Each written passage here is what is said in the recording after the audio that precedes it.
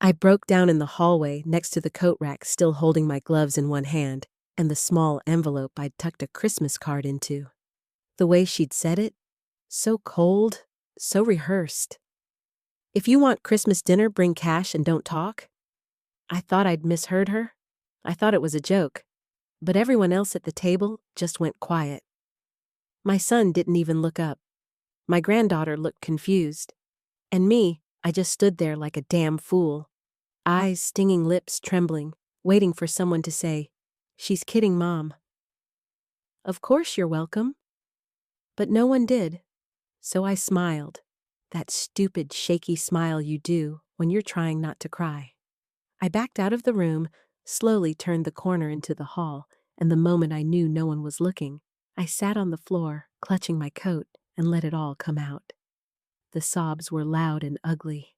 My whole body shook. 58 years old and crying like a child on Christmas Day.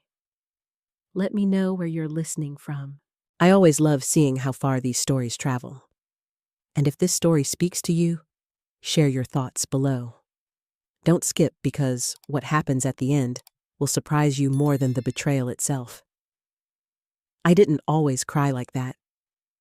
I used to be strong, respected, needed. The kind of woman who hosted every holiday, who ran herself ragged, making homemade pies, buying thoughtful gifts, keeping the family traditions alive. But that day, I realized I had become invisible, or worse, an inconvenience. My daughter-in-law didn't look up from her wine glass when she said it. Not even a smirk. Just that smooth, bored tone.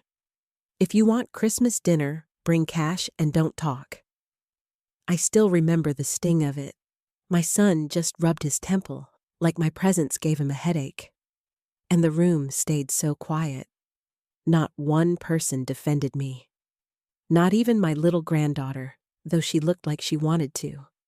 She's only 15. She probably didn't know what to say. But the adults, my own son, they just let it happen. I didn't say a word. I just nodded like I'd made a mistake, like I was interrupting something I didn't belong in. I drove home that night in silence. Didn't even turn the radio on. My house was cold dark. I hadn't even put up decorations that year because they said they'd handle Christmas. It was supposed to be their turn. They'd said it was time to pass the torch. Funny how that torch didn't come with any warmth. I sat on my bed, still wearing my coat. The envelope was still in my purse. Inside was a $200 gift card for a spa she always talked about. I had thought it would be a nice gesture, maybe even a fresh start. I never even got to give it to her. It's still in my drawer to this day. Still sealed. I kept thinking, how did it get this far? When did I become this, not a mother-in-law, not a guest, just someone to tax, someone to mock? I replayed every moment I thought might have gone wrong. Maybe I shouldn't have corrected her about the mashed potatoes that one year. Maybe I should have kept my mouth shut when she dressed my granddaughter like a showgirl for Halloween. Maybe I should have smiled more, agreed more, faded more. But no, that wasn't the problem. The problem was that I stopped being useful. I was useful when I watched the baby while they worked. Useful when I paid their rent that first year. Useful when I co-signed their first car. Useful when I bought the crib, the stroller, the bassinet, the diapers for months. Useful when I cooked meals they picked up and brought home. Useful when I gave and gave and gave. But once I stopped giving, once the baby grew up, once they had their own house, their own income, their own traditions, I became a burden. I could feel it in every lukewarm text. Every last minute, maybe next week. Every time I was told to just drop the gifts by the porch. I used to walk through the front door without knocking. Now I had to wait for someone to let me in like a stranger. So that night, sitting in the dark, I said it out loud. Just one sentence. They don't love you? Not really. I felt something in me crack. Something old but not dead. I don't know how long I sat there. Hours, maybe.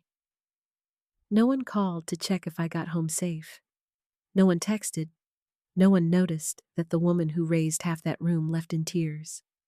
I slept in my clothes, didn't eat, didn't cry anymore either. But I made myself a promise. I said, this is the last time they ever make me feel powerless. And that promise, it changed everything. I used to be their home. That's what hurts the most. Before the dinners, before the silence, before the cruelty dressed in casual words, I was the place they came back to. My son David was born 2 months after my husband died. Heart attack in his sleep.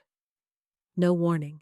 Just one night he was there, and the next morning I was a widow with a baby, and the mortgage company didn't care that my husband used to do all the paperwork. I was 28, never worked full-time a day in my life up to that point, but I figured it out.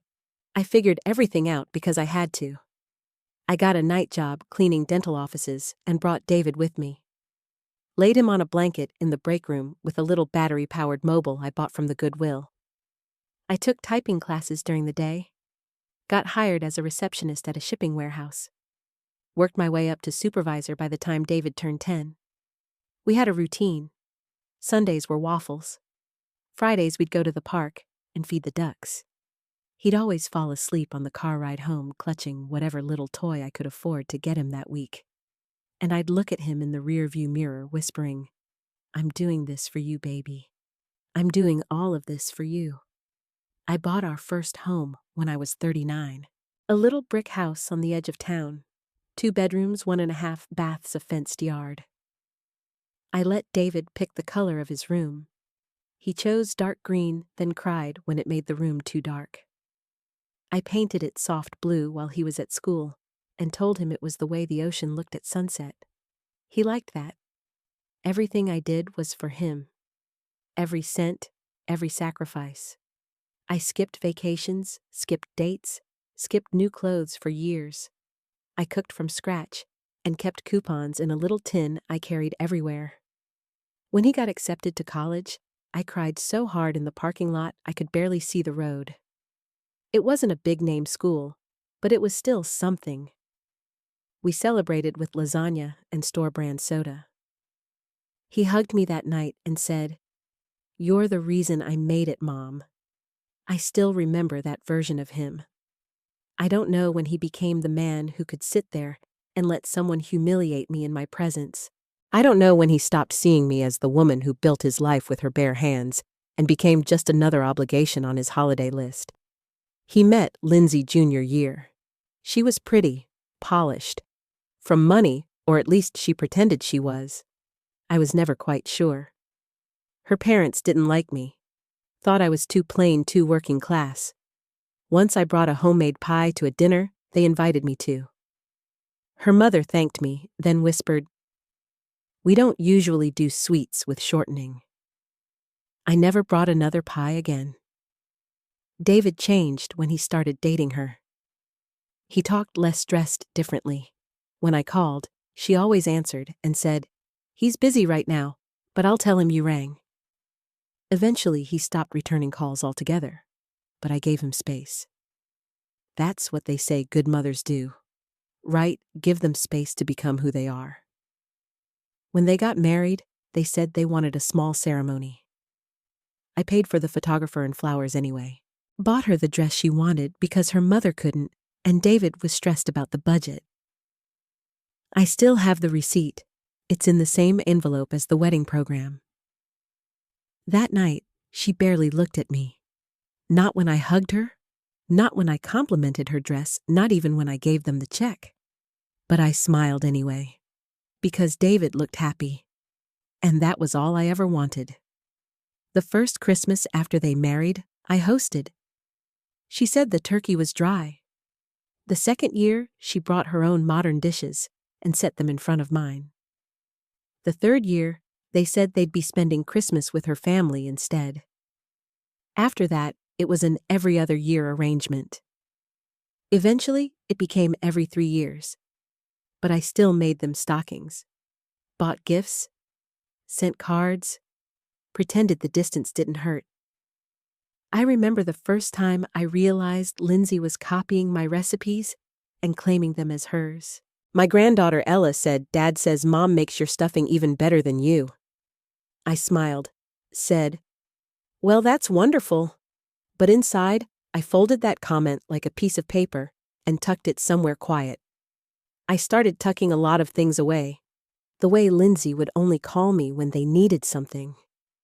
The way David never thanked me directly, always through texts or messages. The way they told Ella not to bother Grandma if she wanted to call me.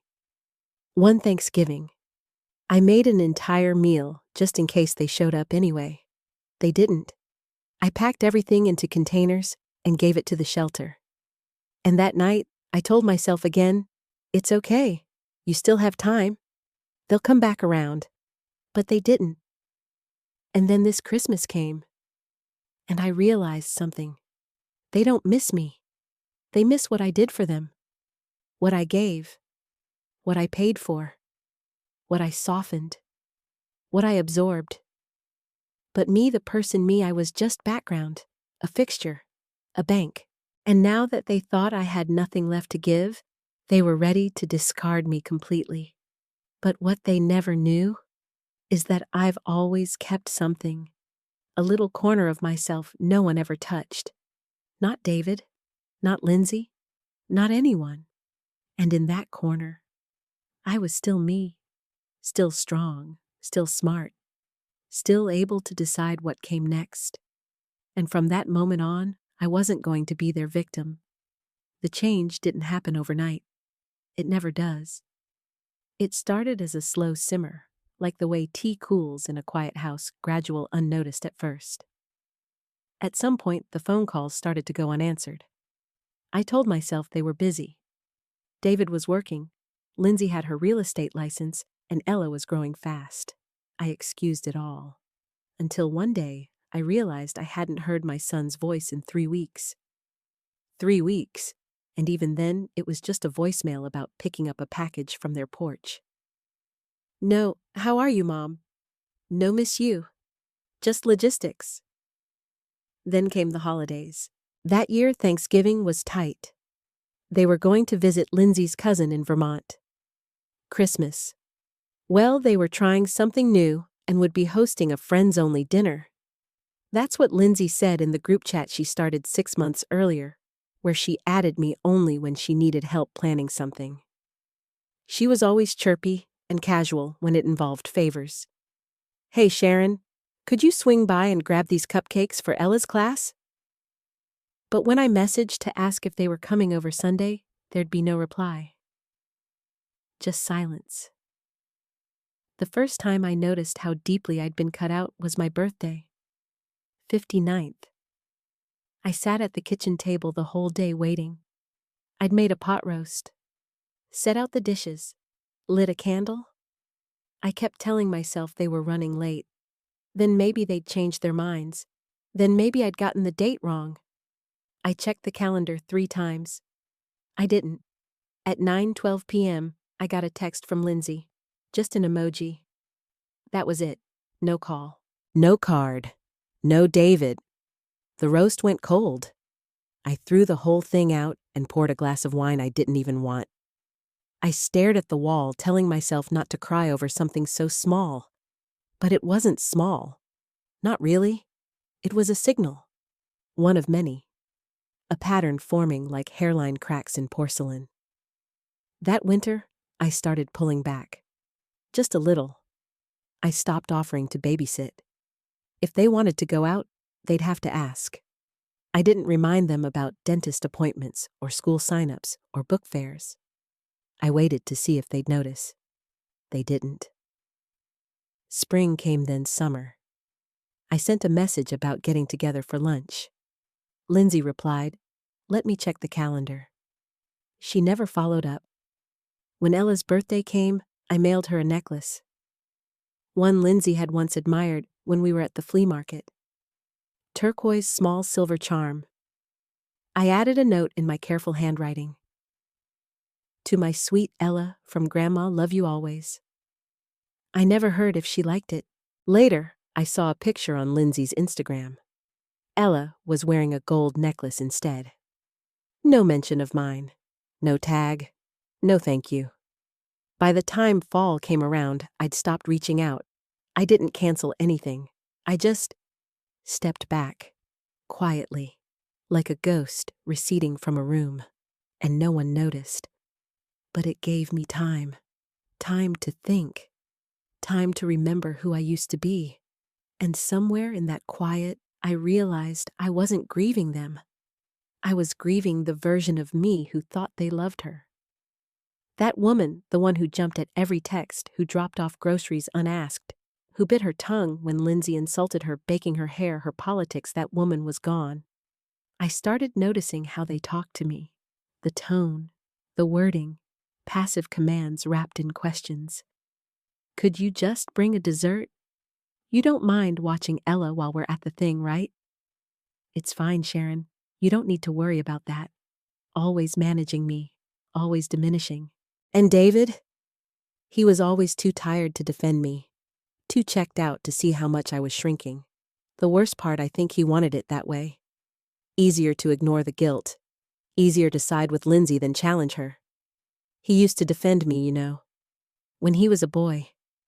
If someone picked on me at the grocery store, or if a man at church said something out of line, David would puff up his little chest and say, "That's my mom." But the man sitting at the Christmas table that day wasn't my son anymore. He was hers. And I was just a relic from a life he no longer wanted to remember. I found myself doing strange things. Going through old photo albums. Reading birthday cards from 10 years ago. Listening to voicemails just to hear his voice before it went flat. That's when I realized they weren't pulling away. They had already left. I was the one still standing there holding the door open. And so, I began to close it. Quietly. Without announcement. Without a scene.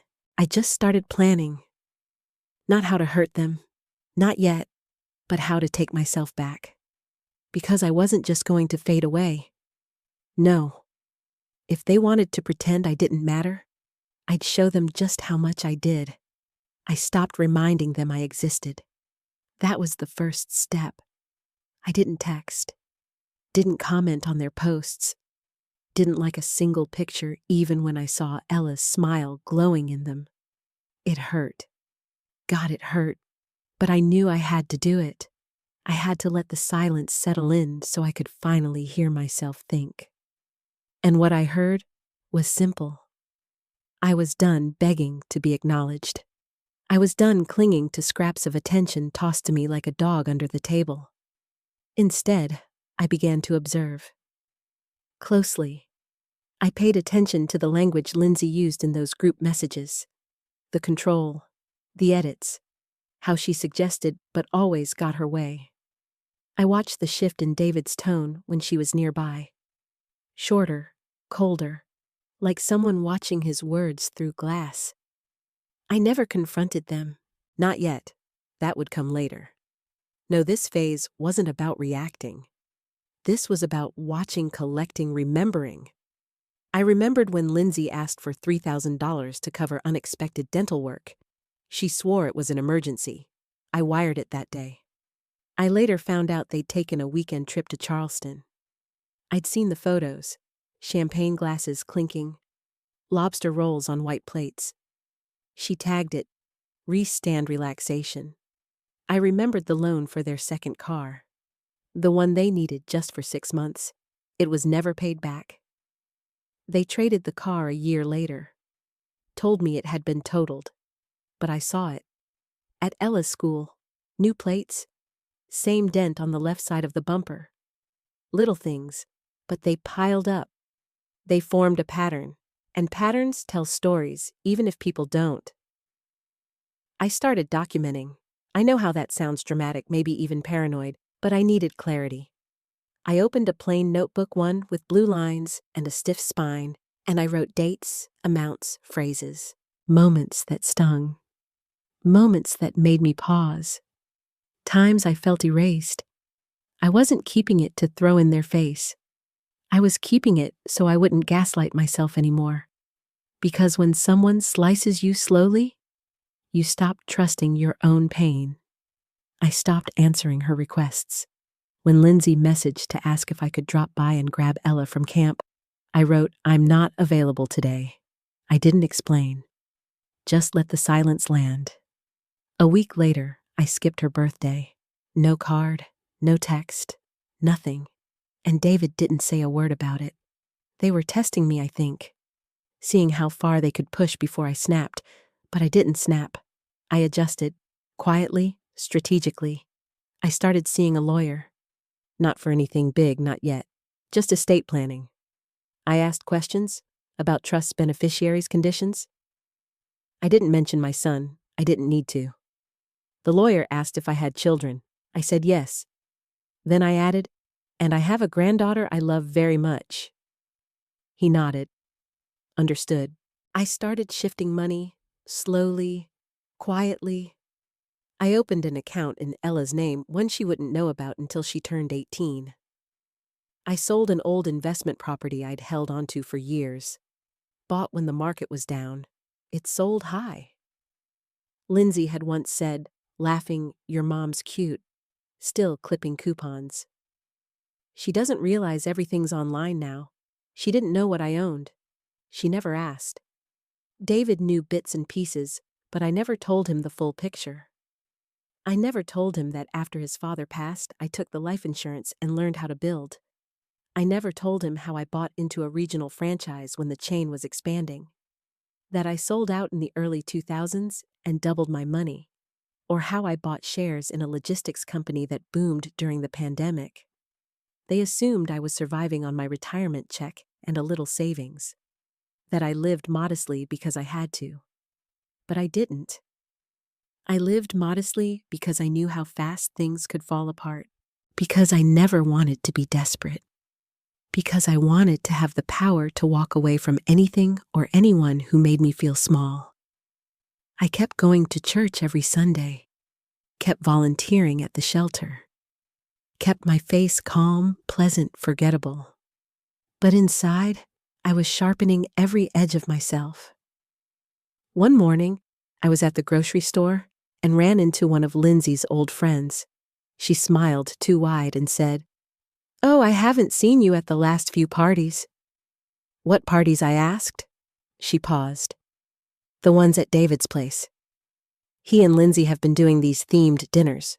Really elaborate." I nodded. Must have missed the invite. That night, I sat on my porch and looked up at the stars. Thought about how many times I'd baked, prepped, poured, and decorated just to hear, "You don't need to do all that, Sharon." And now they were doing it. Just without me. Not even a courtesy call. Not even a lie. So I made myself another promise. I wouldn't confront them. Not yet. They'd get what they wanted, my silence. But not the kind they expected. Not soft, sad, waiting in the corner silence. Mine would be watchful, strategic, quiet like winter before a storm. I was done offering warmth to people who treated me like an old appliance they forgot they still plugged in. I didn't raise a son to become a coward. But if that's what he chose to be, I wouldn't stop him. I'd just step out of the way and let the consequences do what I no longer had to. They had no idea what I left behind. Not a clue. And why would they? I never talked about money. I never bragged. I didn't wear designer clothes or drive anything newer than a 10-year-old sedan. I cooked from scratch. I reused gift bags. I kept everything simple. Because when you've lived through hunger and fear and the loss of the one man who promised to protect you, you learn not to flaunt security, you guard it. After my husband died, I got a payout from his life insurance policy. It wasn't huge, but it was enough. Enough to pay off the car. Enough to keep the lights on. But instead of spending it, I met with a man from the bank. A quiet man named Alvin, who smelled like pipe tobacco and had a daughter in college. He sat across from me and in plain language explained things I didn't understand. Stocks, bonds, high-yield savings, rental income. He didn't talk down to me. That mattered. So I listened. I learned. I took that money and made it stretch. Bought a duplex out of town. Lived in one half, rented the other. Fixed what I could painted when needed. It gave me cash flow. Later, I bought another. Then a third. Sold the second when the market shifted and put every cent into a logistics company that Alvin hinted was about to go public. He was right. It hit, and it hit big. I never told David. I didn't think he needed to know. At the time, I thought I'd save it for him anyway. For Ella, for family. That was the plan. Quiet growth, steady security. I lived like I had nothing, so that someday they could have everything. But as the years passed, the silence from my son grew louder. The gratitude faded. The check-ins disappeared. And Lindsay, well, she never cared to begin with. So when she said what she said that Christmas, if you want Christmas dinner, bring cash and don't talk, she said it to a woman she believed had nothing left to offer. She thought she was shaming a poor aging woman just hoping for a seat at the table. She didn't know I had nearly $1.9 million in investments, that I owned 2 properties free and clear, that I had stocks tucked in every corner of the market, that I had a savings account in Ella's name building interest by the month. She didn't know I had a lawyer, a real one, not the kind who prints templates from Google, the kind who drafts airtight trusts, structured payouts and conditions, the kind who listened to my story and said without flinching, "You have every right to do this your way." We spent 2 sessions just organizing paperwork. Birth certificates, old deeds, account numbers. I brought in a file box I hadn't touched in years. My hands shook opening it, not because I was nervous, because I was finally doing something that mattered for me. I want to make sure my granddaughter is taken care of, I told him. And I want to ensure my son and his wife don't touch a cent of it. He blinked once, then nodded. There are ways. I laid it out in plain terms. No ambiguity. If Ella completed college, she'd get full access at 25. Until then, small disbursements enough to help her, but not enough to spoil her. I added clauses. If she ever became a parent, I'd match every dollar she saved for her own child's education. If she volunteered, I'd donate to any charity she supported in her name. But if David or Lindsay ever tried to access those funds through her around her anyway at all, it would shut down immediately. That part gave me peace. I left the lawyer's office lighter. I drove home with the windows cracked and the radio playing low. I passed by the park where I used to take David when he was small. Remembered how he used to run toward me with dandelions clutched in sweaty little hands. For you, Mommy, I grieved that boy, because the man he became wouldn't even bring me a glass of water when I coughed at Christmas. I went home and opened my closet, looked at the blazer I hadn't worn in years. Gray, clean-lined classic. The one I wore to job interviews when I was trying to move up from receptionist to supervisor. I ran my hand down the sleeve. Still fit. Then I opened the drawer, pulled out the envelope with the wedding program, the thank you notes I never received, the check copies, the photos I'd kept for sentimentality. I put them all in a bag. I didn't cry. I just folded them slowly, one by one, like closing chapters. That night, I sat at the kitchen table, lit a candle, poured a small glass of wine, and I toasted myself. For surviving, for learning, for playing small long enough to watch what happened when they thought I didn't matter. They never thought to ask what I might be building behind the scenes. But I'd built everything. And now? Now I was going to decide what to do with it.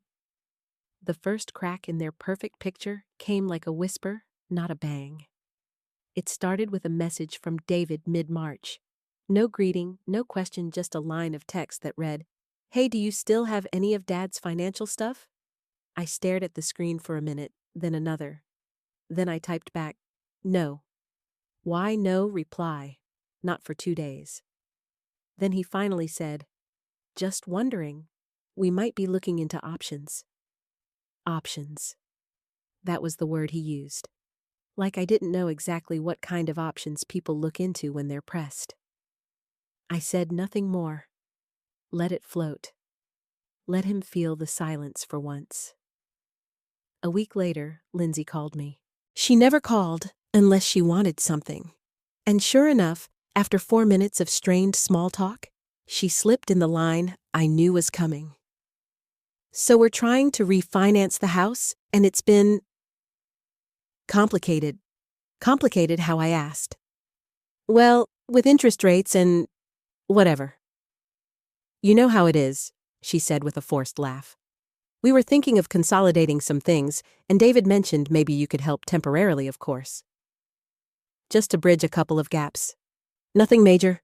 I didn't say yes. I didn't say no. I just said, "Let me think about it." Then I hung up calmly and laughed so hard into my empty living room, I nearly dropped the phone.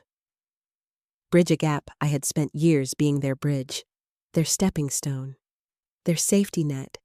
And now, after humiliating me on Christmas Day, they came circling back because something in their curated little life was crumbling. I didn't need to look at their faces to know the signs. I knew stress when I saw it. I'd lived it. Lived it every time the fridge was empty, every time a bill came in red, every time I had to pawn something I loved to keep the lights on. But I wasn't going to save them. Not this time. They started posting less. The dinner parties stopped. Photos of vacations were replaced by staycations. Lindsay tried to keep the illusion up, posting snapshots of wine in the backyard, saying things like grateful for simple pleasures. But David started to look thinner. Ella wore the same coat in every picture, and Lindsay stopped tagging expensive brands. Then I got a message from Ella. Just a simple, "Hey Grandma, how are you?" My heart squeezed. I wrote back immediately. "Hi sweetheart, I'm doing okay. How's school?" We chatted for 20 minutes. Nothing heavy, just small, soft words between us. She never asked me for anything, just wanted to talk. I cried after that, not from sadness, from relief, from the smallest proof that someone in that house still saw me as a person. 2 weeks later, David called again. Not Lindsay David. That told me everything. "Hey Mom," he started. His voice was tight. I heard it in the background, the sound of Ella watching something on TV, a distant argument. Then he said, "Lindsay's been struggling. Work stuff. It's been rough lately. I'm sorry to hear that," I said evenly. He hesitated. "We're behind on a few things. We'll be fine, just wondering if you could help with one of the payments this month. Just this once." I paused, then said, "That's hard to consider after what happened at Christmas." Silence. I let it sit. He finally sighed. "I know. That wasn't cool. She shouldn't have said that. She did. And you let her. I didn't want to make it worse." I nodded, even though he couldn't see me. "She was under stress," he added. "So was I. You didn't ask." Another pause. "Mom?" "No," I said. "You'll figure it out." I hung up. I stood in the kitchen for a long time after that, breathing, shaking. Not because I was scared, but because I'd finally said it. The word I'd never said to him before. No, I wasn't angry. Not in the loud, red-faced way. I was calm. Frozen calm. The kind of cold that comes after years of heat wasted on people who never deserved it. A month later, I got a text from Lindsay. Just 3 words. "I'm really sorry." No punctuation, no explanation. I didn't reply. Not because I was cruel, because it was too late. The cracks were widening. They listed the house. I knew before they told me. A neighbor emailed me the link thinking I'd want to see. It was a motivated sale price dropped twice in 2 weeks. That same neighbor told me Lindsay was working part-time again. David had taken on contract work. They were trying to keep up appearances, but it was obvious something had shifted. They never said the words directly, never admitted the truth. But I knew, and I didn't gloat. I didn't smirk or whisper to friends or keep a tally. I just sat back, watched it unfold, and felt that small ember inside me burn steady. I made one change, though. I updated the trust, gave Ella early access to part of the fund for educational needs emergencies and one travel experience abroad. The clause was simple: if either parent requested or pressured her for access, the remainder would freeze until she turned 25. I even recorded a message video, not just words, so she'd hear it from me. So she'd know this wasn't about spite. It was about clarity, about choice, about giving her what no one gave me: the ability to walk away when love turns into leverage. The day I confronted her, it wasn't planned. It wasn't a dramatic showdown or some perfectly choreographed scene where I finally got mine. It was quiet, almost unremarkable, the way most real turning points are. A Tuesday, mid-morning, I was at a cafe I liked, just me, my tea, and the second-hand book I was pretending to read. And then I saw her, Lindsay, across the street, walking fast, sunglasses on, phone in hand, sharp blazer over tight jeans like always. But there was something off about her walk. It wasn't confident. It was clipped. Sharp. She looked thinner than I remembered. Her hair, once flawless, looked like it hadn't been professionally done in weeks. I watched her pause at the corner, saw her shoulders drop as she ended the call. She stood there staring down the sidewalk like she was trying to will something good into her life. And before I could think twice, I stood up, walked outside, crossed the street. She looked up, startled, pulled her sunglasses down slowly. "Sharon," she said, half smiling, like we were old friends bumping into each other at a market. "Lindsay," I said. My voice was even. Not kind, not cruel, just level. We stood there in silence for a second. Then she looked down, then back up again. "How are you?" "I'm well," I said. "And you?" Her throat tightened. "We're managing." I nodded. She shifted her bag on her shoulder. "I wanted to call you. I didn't know if you'd answer." "I might have," I said, "depending on what you had to say." She blinked. "I know I haven't been fair, especially last Christmas. That's one word for it." Her face cracked then. The polished mask she always wore slipped just for a second. "It wasn't personal. I was overwhelmed, stupid. We had a lot going on." "You humiliated me," I said calmly. "You made me feel like a burden, like I had to pay for a plate at my own son's table." Her lips trembled. "I didn't mean, but you did," I interrupted. "You meant to hurt me. You just didn't expect consequences." She looked around, like someone might be watching. No one was.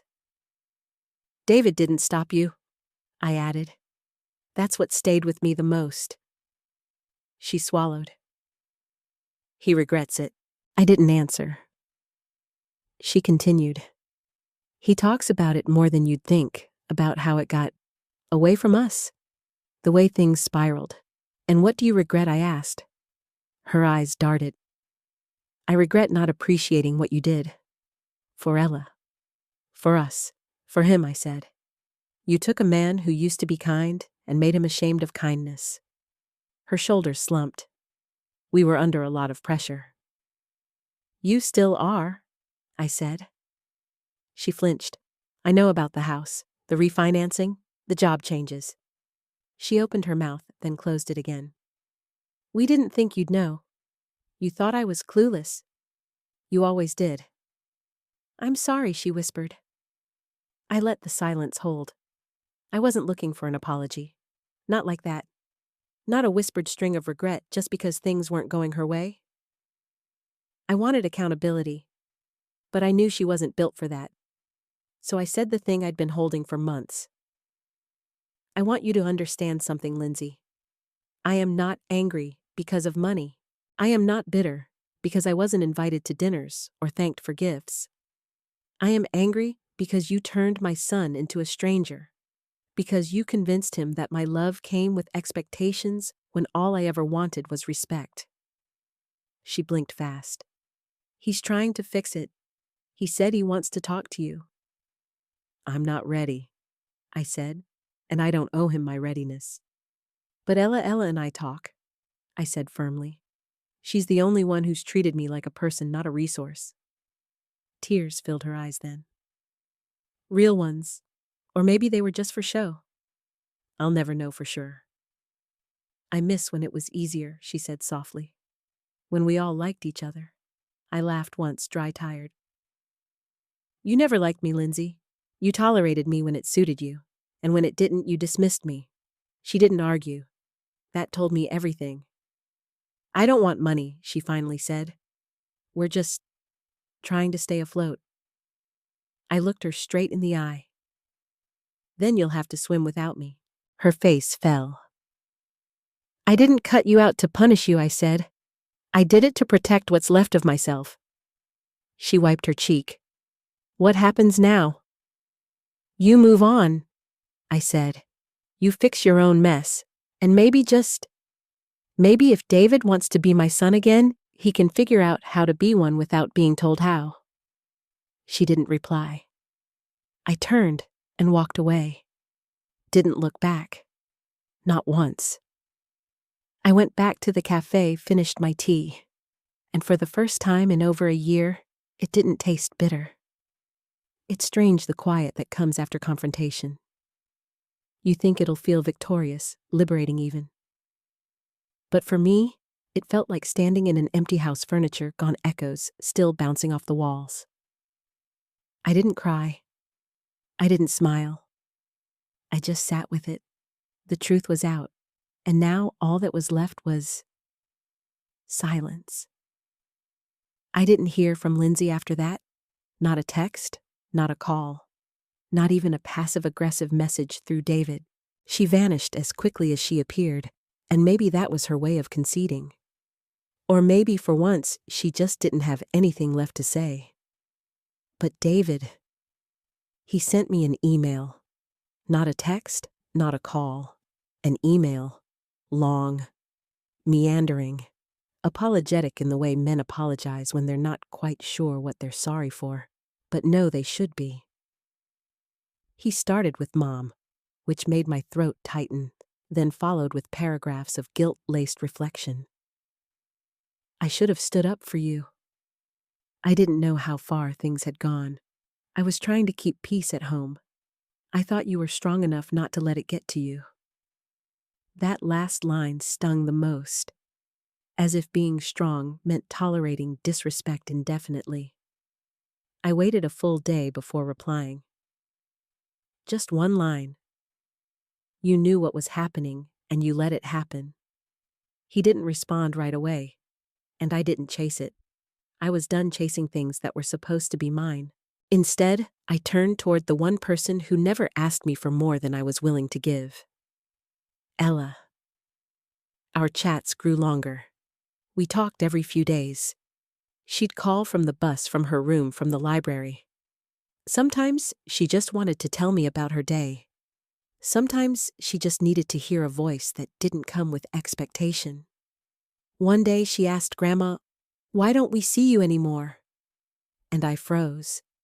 I wanted to tell her everything. I wanted to unroll the years of passive dismissal, cold shoulders, and snide remarks. I wanted to scream, because your mother made me feel worthless. But I didn't. I took a breath and said, sometimes adults don't treat each other the way they should. And sometimes the best thing we can do is give people space to grow. She was quiet for a long moment. Then she said, I miss you. I miss you too, sweetheart, I whispered. I updated the trust again the next morning. Added a clause for Ella's college fund, matched dollar for dollar, up to a limit I knew she'd never even guess I had. I also gave her early access to the travel fund. She always dreamed of visiting Italy. I wanted her to go, to see a world that wasn't soaked in tension, to feel what freedom looked like. I also made arrangements to meet her, just the two of us. I drove up on a Saturday, parked down the street, walked to the cafe near her school. She came through the door in a gray hoodie and jeans hair, up eyes brighter than I'd seen in years. When she saw me, she smiled so wide I nearly cried right there. She ran over and hugged me tight and shaking. "I didn't think you'd actually come." "I told you I would," I said. We sat for an hour, maybe more.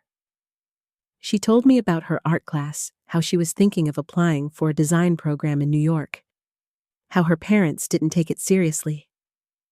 "They say it's not practical," she muttered, staring into her tea.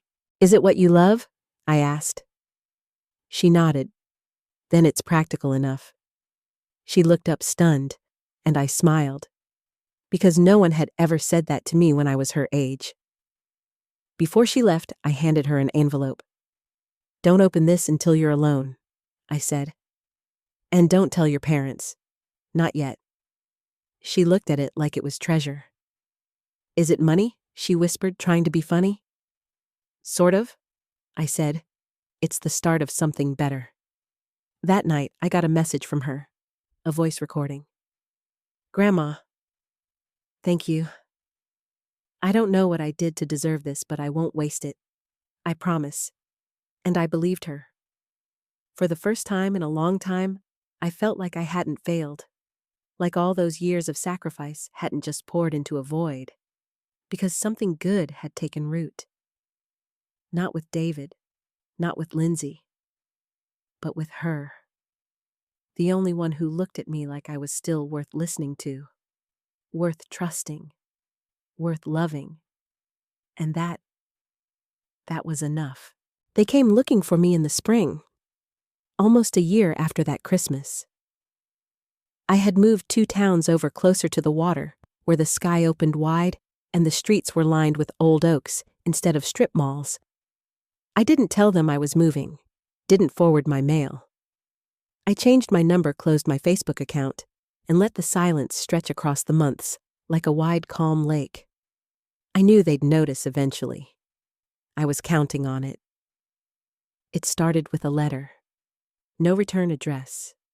Just my name written in David's crooked handwriting. I didn't open it. I didn't need to. I recognized the scent of panic, even through the envelope. 2 weeks later, a woman from the church I used to attend called me. "Your son's been by twice, asking about you. He seems worried." I thanked her and hung up. Then the messages started. First Lindsay, "We need to talk, please." Then David, "Mom, where are you?" Then Ella, just 3 words, "Are you okay?" That one I answered. "I'm okay, baby. I promise."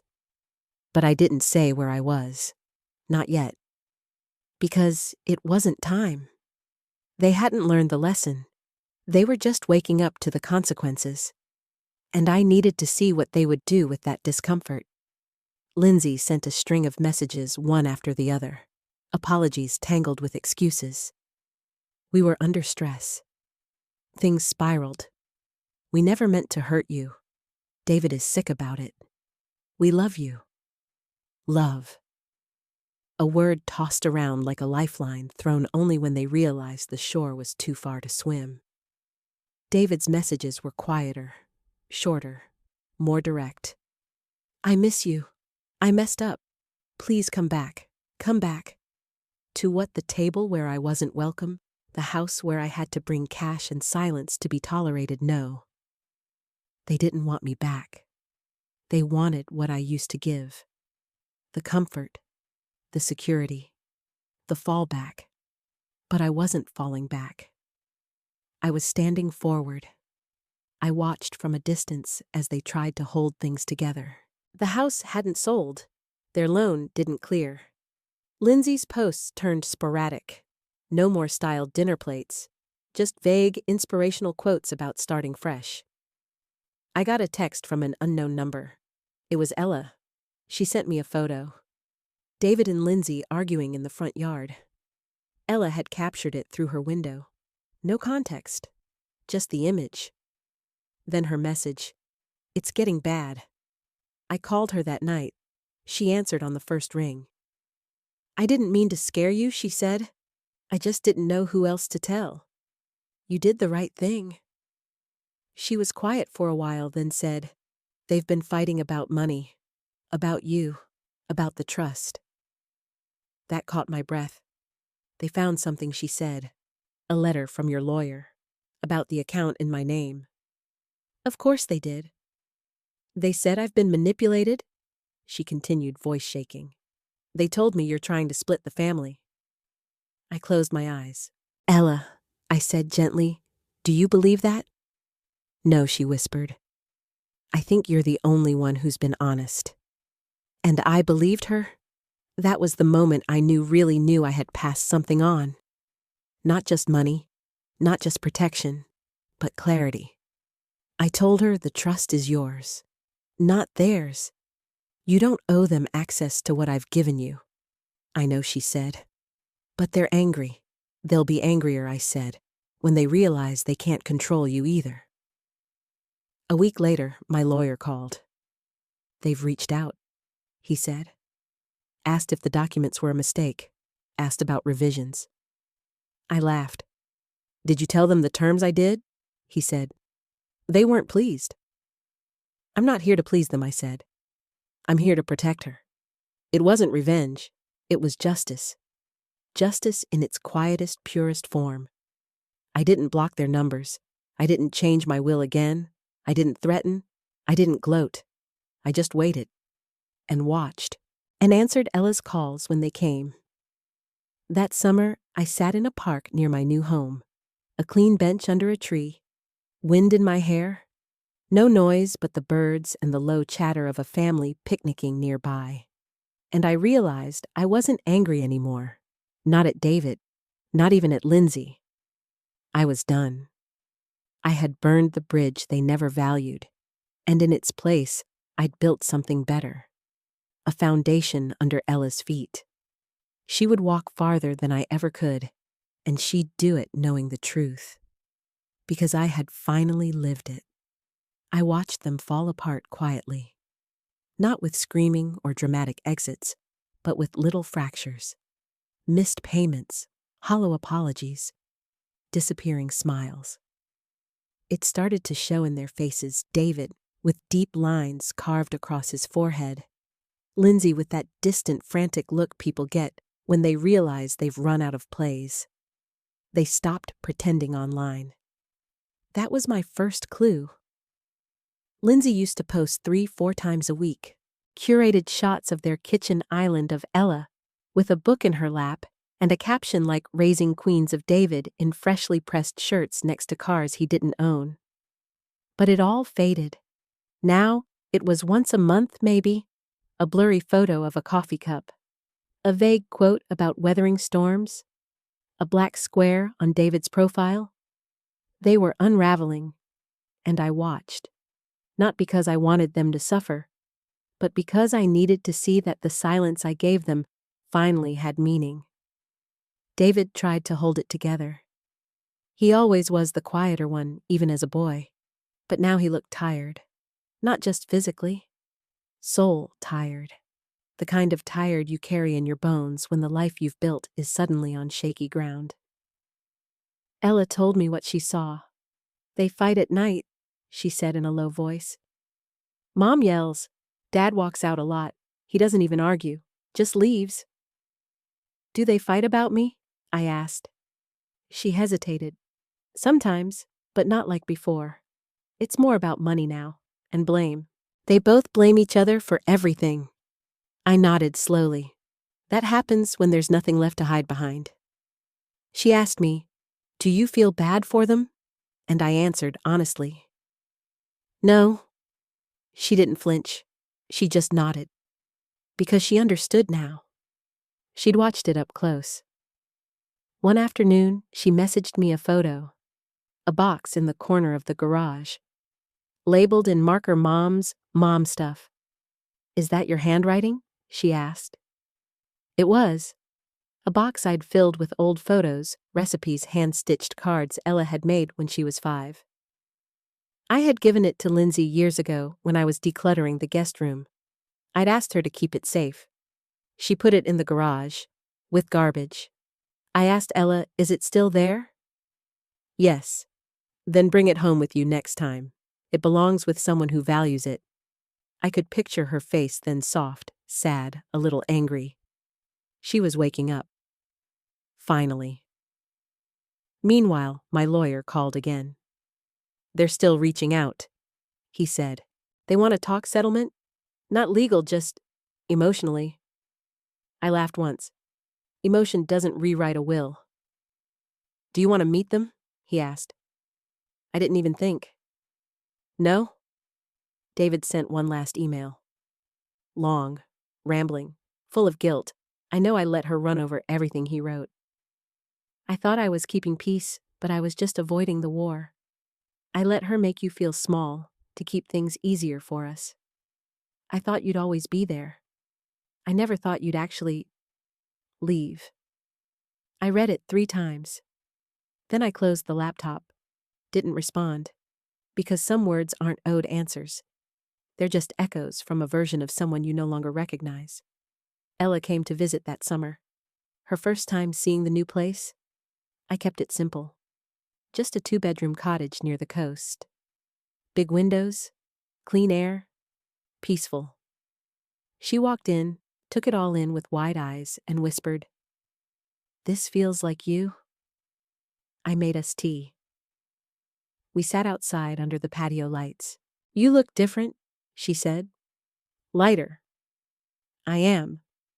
We didn't talk about her parents much. Just a few things. She asked about the trust. I told her it was still hers, still locked, still safe. They tried to pressure me once, she said. Dad asked if I'd consider, sharing. I raised an eyebrow.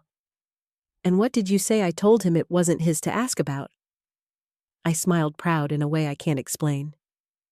"You're stronger than I was at your age. I learned from you." She spent the night. We made breakfast together in the morning, just like we used to. She asked about my mother. About the recipes in that box. About how I survived when everything felt like it was falling down. I told her the truth. I didn't always. Sometimes I just floated. Other times I crawled. But I always kept going. And she wrote that down in her phone. I watched her drive off later that day. Hair out the window. A playlist humming. And I thought to myself, this is the chapter they'll never read. The one where I get to be free. Not bitter. Not vengeful. Just gone. Gone from their grip. Gone from their power. Gone from the role they cast me in. They may still spiral. They may still search for me in their own ways. But I'm not returning. Because I'm already home. I heard what she said about me. Not through gossip, not from a neighbor, not even secondhand. I heard it from a recording clear as day. Lindsay's voice slurred just enough to know there'd been drinks involved, loud and mean, like someone performing for an audience. It was a birthday party, someone told me. A mutual friend who happened to still follow me on social media even after I vanished. She'd been there that night at someone else's kitchen table and captured it on video. "I don't care what that old woman does," Lindsay was saying. She always thought she was smarter than us, sitting there with her dumb casseroles and her smug little coupon tricks. She never helped. Not when it really mattered.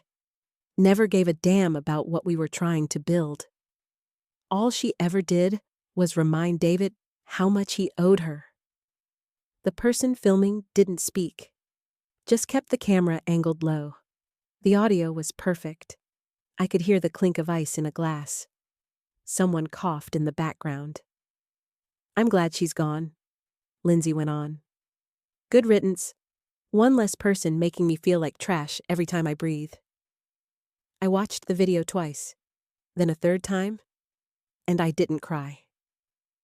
Not even a pinch in the chest. I just sat still. So still, it felt like something had stopped moving inside me. Not because her words hurt. No, because they didn't. Not anymore. She had no idea who I was. Not then. Not now. She never saw me not as a person, not as a mother. Not even as a woman. Just a threat. That video, it was her confession. Her truest self finally speaking with no filter, no performance for my benefit. It told me everything I needed to know. That she'd never change. That she didn't regret what she did. Only that it hadn't turned out the way she planned. She'd lost control, and she was angry about it, but I was no longer in her orbit, no longer fuel for her bitterness. She could throw her tantrum into the wind. I wasn't listening anymore. I sent the video to David. No message, no warning, just the file. And then I blocked his number. Because he needed to hear it. He needed to sit there like I did and absorb it, without me there to explain or soften it. I don't know what he did after that. I don't care. Ella called the next day. "Grandma," I heard she said softly. "It's going around. That video?" "I know," I said. "I'm sorry," she whispered.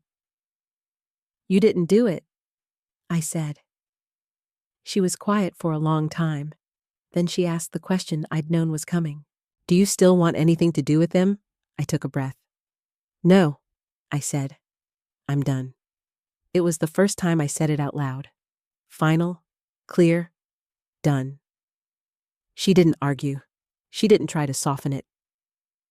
"I think I'm done too," she said, and that broke my heart.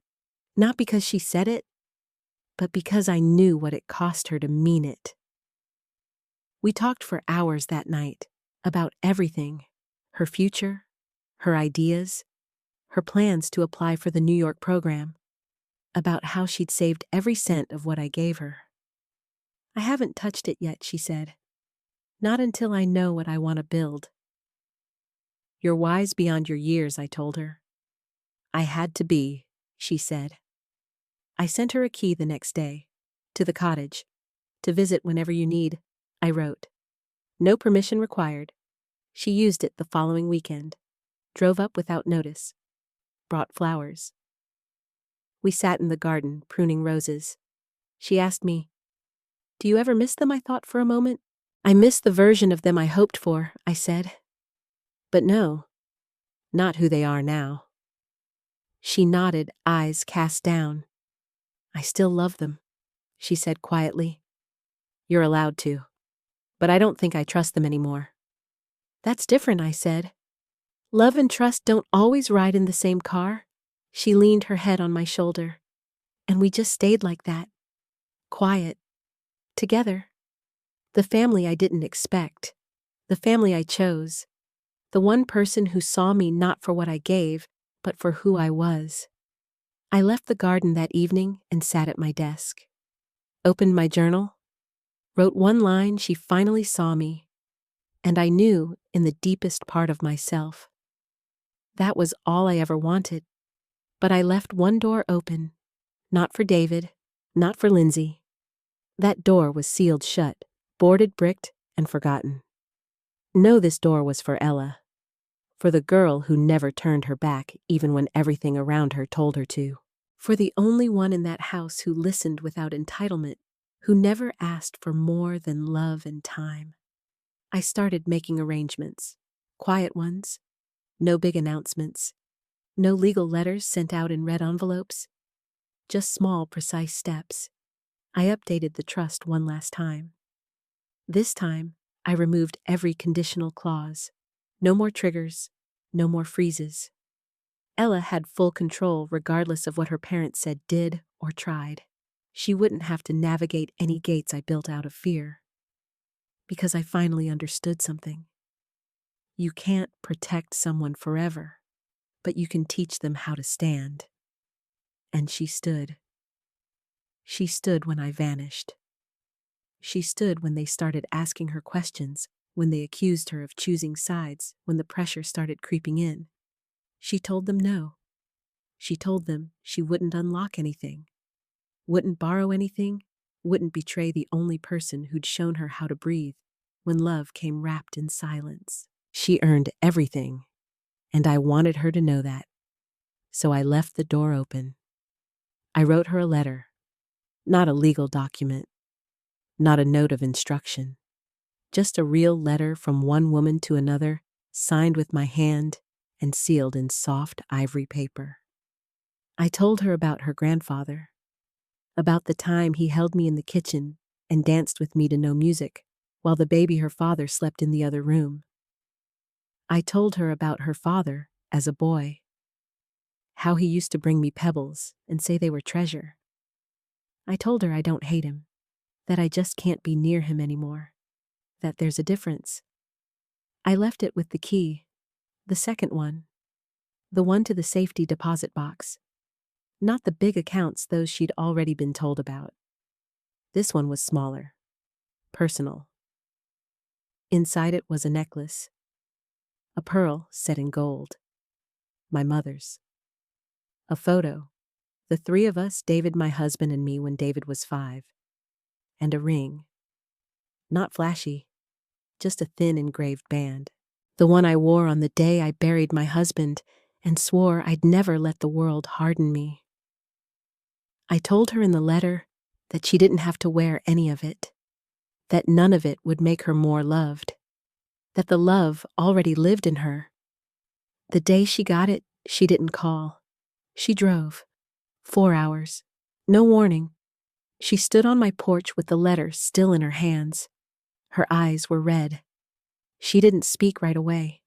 She just hugged me, longer than she ever had before. I didn't know he used to call you Sherry, she said. I smiled, only when he was trying to get something. She laughed, wiped her cheeks. I think I would have loved him. He would have adored you. We sat in the living room, soft music playing, the smell of fresh bread in the oven. She wore the ring on a chain around her neck. She said it made her feel grounded. She told me she'd been offered a scholarship, partial, but enough. That she was going to move. That she wasn't telling her parents yet. I want to build something of my own, she said. Away from all that noise. I support you, I said. You don't owe anyone an explanation. She hesitated, then asked, Do you think they'll ever change? I think people can change, I said, but I also think they have to want to. She nodded slowly. I'm not waiting anymore. That's when I knew I had done what I came to do. Not revenge, not punishment, but redemption. Not for them, for me, and for her. The legacy I passed down wasn't money. It wasn't land or jewelry or recipes. It was the ability to walk away from what dims your light. It was the strength to love without permission, to heal without apology, to say, this ends with me. She stayed the weekend. We gardened. We watched old movies. We ate in silence sometimes. Comfortable, clean silence. The kind that holds no blame, no tension, no residue. When she left, she looked different. Not older, not sadder. Just freer. And I watched her go with a calm I didn't think I'd ever feel. Because the door was open. The past was behind us. And the next chapter? It was all hers. I was never powerless. That's the truth I came to understand, not in a flash of lightning, not in a dramatic moment of revelation, but slowly. Like mist lifting off the surface of a cold morning lake. It had always been there, that quiet, enduring strength inside me. I just let people make me forget. I think about that woman sometimes. The one sitting on the hallway floor last Christmas, holding her gloves and a crumpled envelope while her family laughed in another room. I mourned her for a long time, but now, when I see her in my memory, I want to tell her, you weren't broken, you were just done. The final pieces settled without drama. I never heard from Lindsay again. No apology letters, no calls, not even another attempt through Ella. She got the message eventually. I was no longer a character in her story. David sent one last email. I didn't open it. I forwarded it to my lawyer for documentation, then archived it. I felt nothing doing it. That was the win. That was the power. I changed my will. Completely. My lawyer and I met one final time. The trust now belonged solely to Ella with full authority to manage, grow, and distribute as she wished. I left her the house, the cottage, the jewelry, every last penny, and I wrote one final letter. Not to her, to him. I left it sealed in a drawer marked personal. I didn't know if he'd ever find it. I didn't care. I wrote it for me. I didn't use angry words. I didn't list his failures. I just told him the truth, that I loved him, that I always had, that I still remembered the boy who cried when I cut his sandwich wrong, who built me birthday cards out of scrap paper and told me I was his whole sky. But I told him something else too. That love without respect is a leash. And I had finally unclipped it. I told him goodbye. The sun was setting when I walked out to the porch that evening. That soft, golden hour where everything looks warmer than it is. I sat with a cup of chamomile and listened to the birds. Ella was moving next week, off to New York. New dreams, new city. She promised to visit before she left. I'm taking you to dinner, she said. My treat this time. I laughed. You better not bring cash and tell me not to talk. She grinned. Never. That line, the one Lindsay spit out like venom almost 2 years ago, it used to haunt me. Now, it was just a faded bruise, a scar with no sting. I've met people here, at the community center, at the garden club, at the library. I volunteer twice a week. There's a woman named June who makes the best lemon tarts I've ever had. We swap stories over tea. They don't know my past. They just know me as Sharon, the woman who brings home-cut flowers and reads historical fiction. It's enough. More than enough. My life isn't loud. It's steady. And every day I wake up without dread is a small kind of miracle. I used to think family was about blood, about obligation, about bending yourself into something small just to keep the peace. But now I know better. Family is who shows up when it's hard. Family is who sees you when you're invisible to everyone else. Family is who opens the door without asking. What did you bring, Ella, is mine. Not just by blood, but by choice. And I chose her. Over guilt, over fear, over tradition. I don't know what David tells people. I don't know what story he and Lindsay spin at dinner parties now, if they even still have them. Maybe I'm the villain in their version. That's fine. I've lived long enough to know this every villain has a backstory. And mine is stitched with love, sacrifice, and silence that finally found its voice. I was never powerless. I was just patient. And now I'm free.